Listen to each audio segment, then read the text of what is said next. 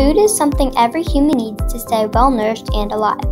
But the way most people get their food today is also harming us. This is because modern farming methods are bad for the environment and contribute to climate change. Today, we are going to focus on how we personally can help reduce carbon emissions from farming through a system called hydroponics. But first, we need to talk about the source of the problem and why modern farming methods are such a threat to the planet. Well, ever since industrialization in the late 19th century, many more machines started being used to do the farming work. Although these machines make farming and other tasks much more efficient, they are not good for the earth. These machines started to burn more and more fossil fuels, creating greenhouse gases that trap heat into the atmosphere. But because these machines are so much easier than doing everything by hand, humans have let this go on for too long, and now the fate of the planet is at stake. However, there is a way we can help fix this, and lucky for you, anyone can do it. The solution is called hydroponics, which is a way to farm that does not require soil. Because of this, they can be done indoors, allowing hydroponics to be used in any season. This means it can be done in cities and even your own home. Because it can be done anywhere, if more and more people started doing it, fewer machines like trucks and tractors would be needed to grow and distribute the food. This would help minimize the amount of fossil fuels we burn.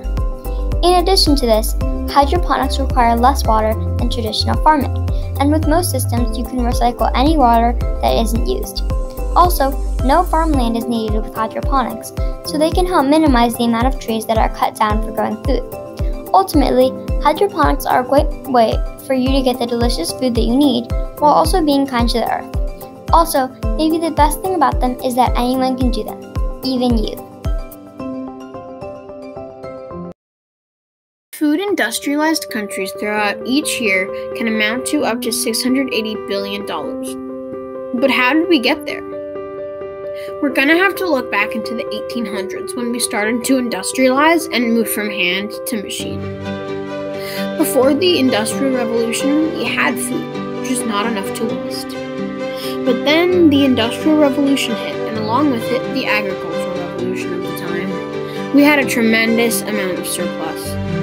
And that's how it went. With nothing to do with that surplus, it was wasted, thrown away where it rotted, and it released greenhouse gases into the atmosphere, contributing to climate change. So here we are in 2021, with $680 billion worth of food in landfills each year, and yet the most shocking fact is that 1 out of 7 families in the US are food insecure, which means they don't have enough food to feel comfortable.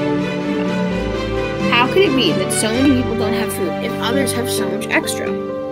One answer to this is food deserts. A food desert is a place that doesn't have a real store or supermarket nearby. And as shown in the graph below, these places that lack supermarkets tend to be low-income areas. This essentially denies healthy food, like fresh produce, to people living in the food desert.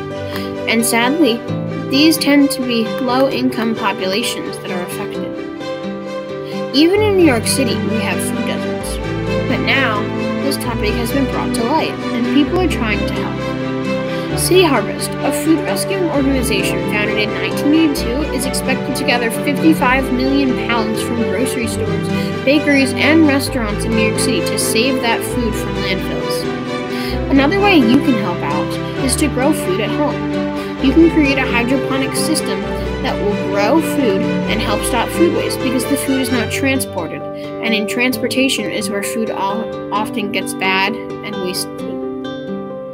So why not help out with this problem? Why not help stop climate change? Why not help stop world hunger? Exactly, there is no reason. So that's why you should donate to City Harvest today.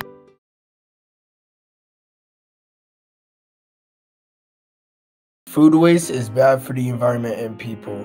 It's bad because there are people in the world that are less fortunate than all of us, and when we waste pizza, pasta, or any other type of food, it leads up to a big waste pile that can fill up multiple football fields.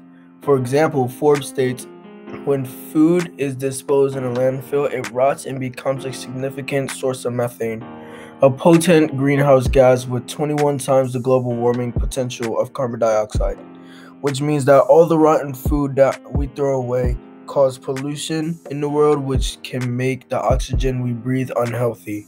Another example is that when we keep wasting food, it increases the price of the food that we have to buy. What we can do to solve this problem is buy food that you need and not as much food as you want. When we do this, we can waste less food and help the environment change.